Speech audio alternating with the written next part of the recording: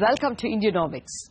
It was a week when China depreciated its currency by over 1.5% and the world's aggregate equity market capitalization evaporated by nearly $2.5 trillion in just 4 days.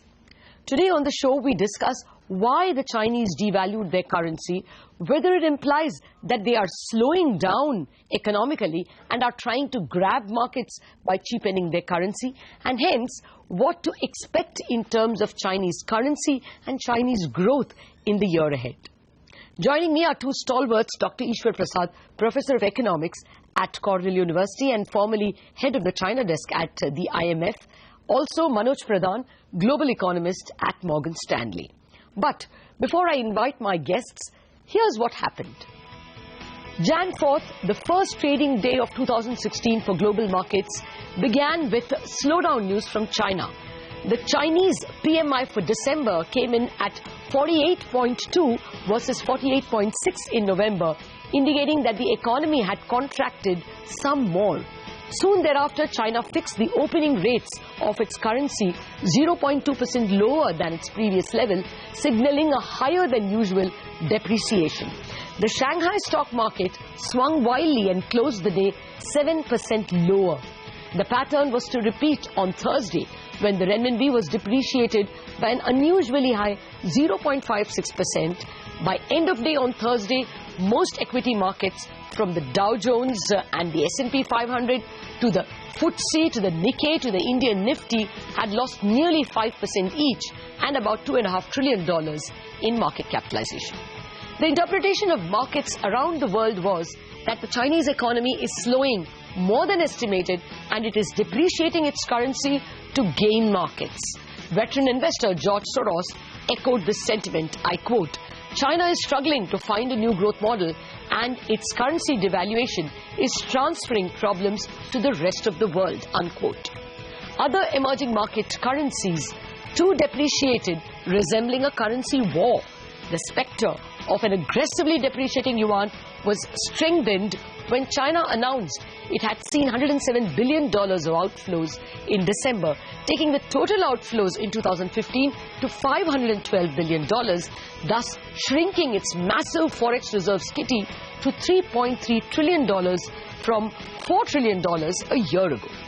On Friday, the PBOC allowed its currency to appreciate after 9 days of devaluation and also ended the day with a published statement that said it would further liberalize interest rates, that it would make the yuan more international, keep the currency basically stable, further improve the currency formation mechanism, and deepen reforms of foreign exchange management. Well, by then, currency traders world over figured what was probably happening was that China had moved its yuan from being pegged to the dollar to pegging it to a basket of 13 currencies belonging to its largest trading partners. It had announced on December 11th that this basket includes currencies like the Brazilian real, the Malaysian ringgit and the Russian ruble. These other currencies had depreciated hugely in 2015 and in December as well. So even to adjust to the December average of these currencies, China had to depreciate the yuan by at least 1%. The 1.5% fall was probably to front-load expected depreciation or to adjust for 2015 when the yuan had appreciated 2.93% versus the basket.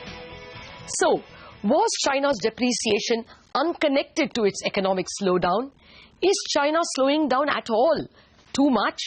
Will it depreciate its currency further? Does its stock market fall signify a slowing economy?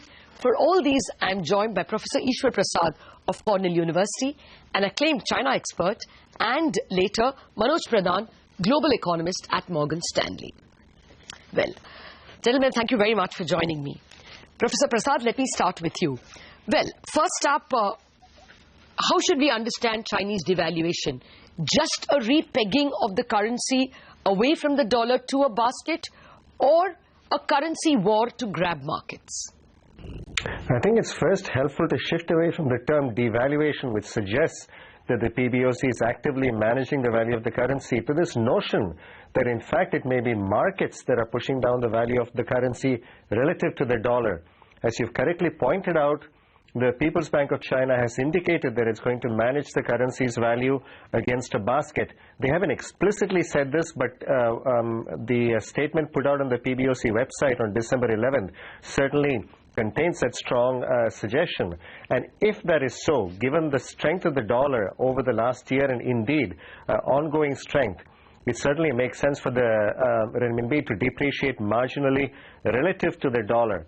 And of course, this is being fueled by a market that is very concerned about capital outflows from China, about the underlying state of the Chinese economy, and about the willingness of the PBOC to accommodate such significant moves. Now, the big question is whether this is going to help China in terms of its growth. And there, I think the message is really very mixed, because if you think about a falling currency, that's certainly going to help export somewhat, but most of China's major export markets are very weak. So the bang for the buck in terms of exports is going to be limited. On the other hand, it could fuel further capital outflows and reduce capital inflows if it looks like the Chinese currency is depreciating. And that could put some pressure on investment and, in fact, make it harder to manage the currency's value and to promote the currency's international role. So I don't see what's happening as the PBOC actively pushing down the value of the currency in order to support the economy. It's what markets seem to want right now. And if anything, as you pointed out, the PBOC seems to be intervening to prevent the currency from falling too fast rather than rising. Okay, Manoj, let me now get you into the conversation. What's your sense? Is China's economy slowing more than what the markets had discounted? Would that be an interpretation of recent events? Well, we've thought that Chinese economic growth had a pretty strong growth shock in the first part of last year. And they recovered from that, or at least stabilized, just enough probably around the second half of this year. The strategy from their side has always been, I think at least as far as we could tell from the summer, our view has been that they have adopted a nominal effective exchange rate targeting framework. So the dollar by itself was less relevant. What we are seeing over here possibly is a move that is moving into that region of managing a nominal effective exchange rate rather than looking at the dollar. But what that means is whenever the dollar is stronger or weaker, the bilateral exchange rate moves a little bit more. The risk obviously is that are they moving beyond that nominal effective exchange rate regime? One of the things that we had flagged as a risk was the nominal effective exchange rate, or the trade weighted exchange rate itself, might move around. We don't think that's necessarily the strategy. We still think that what they have in mind is to keep the nominal effective exchange rate steady, and that's what they've delivered in 2015 as well. Dr. Prasad, how do you interpret the statement put out by the PBOC after trading hours on Friday? It spoke about the yuan itself and said that its effort would be to make the yuan more international, keep the currency basically stable, further improve currency formation mechanism, deepen reforms of currency foreign exchange management systems. What does this complex of phrases mean? That is boilerplate language that they've been using for a long time. In fact, even going to the period before 2005, when the yuan was pegged to the dollar, they were using exactly the same language of saying that they were going to improve the stable formation of the exchange rate mechanism and try to promote the use of market forces in order to determine the value of the yuan. So I would not read too much into it, except to say that at this juncture it has particular resonance in the sense that the PBOC is trying to send a signal that it is going to start reducing the level of intervention in the currency markets in either direction, and that is going to lead to some more volatility in the currency's value relative to the dollar, which is what we tend to focus on. But they sent a signal last month, which I think we should take fairly seriously, that markets should be focusing not on the value of the yuan relative to the dollar, but the value of the yuan relative to a much broader set of currencies. So would you say that the fundamental problem of the PBOC is that of communication, that it's not constantly communicating and that it's not able to win credibility? There are two problems the PBOC faces. The first is of its own making. I think more effective communications and having a strategy to communicate to the public, both inside China and to investors outside China, would be very helpful.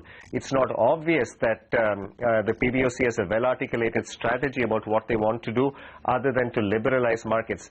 The second problem that the PBOC faces is out of its control, because in order to stabilize expectations and to reduce market turmoil, what China really needs is a broad set of measures, policy measures including monetary and fiscal policy, in order to support the economy, and some confidence-building measures in terms of economic reforms. There's a lot to be done on the supply side of the economy in terms of moving forward with state enterprise reform, liberalizing the services sector. We've heard a lot of words about these issues in the last 2 years, but frankly, very little has happened other than some steps on financial market reform.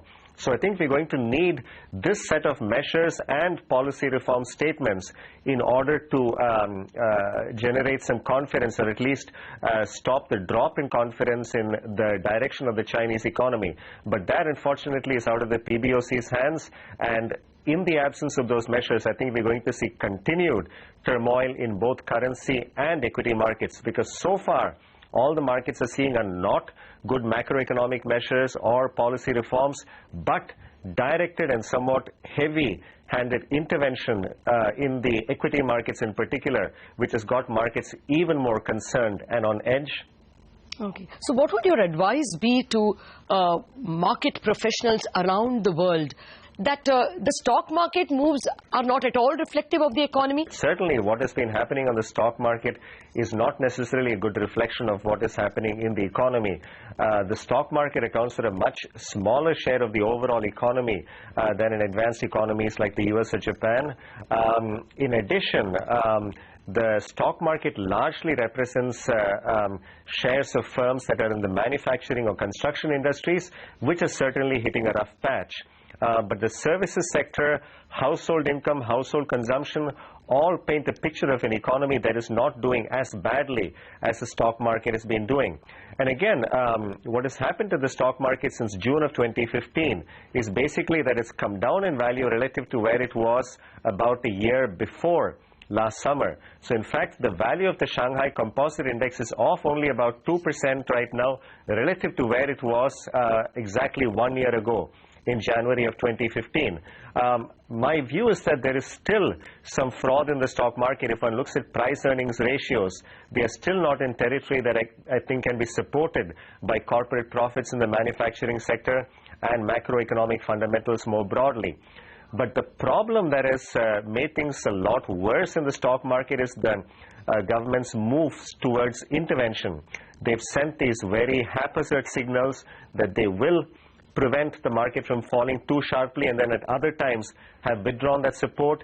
What China really needs is more fundamental reforms. I mean, the stock market acts like a casino, mostly because even retail traders undertake momentum trading because there isn't good corporate governance, there aren't good accounting and auditing standards, there isn't corporate transparency. So investors don't really have very much to go on in terms of companies' fundamentals. So I think a much broader set of institutional reforms is going to be needed to have these financial markets work very well. Professor Prasad, I have to take a break. I'll be back in just a minute with a few more questions.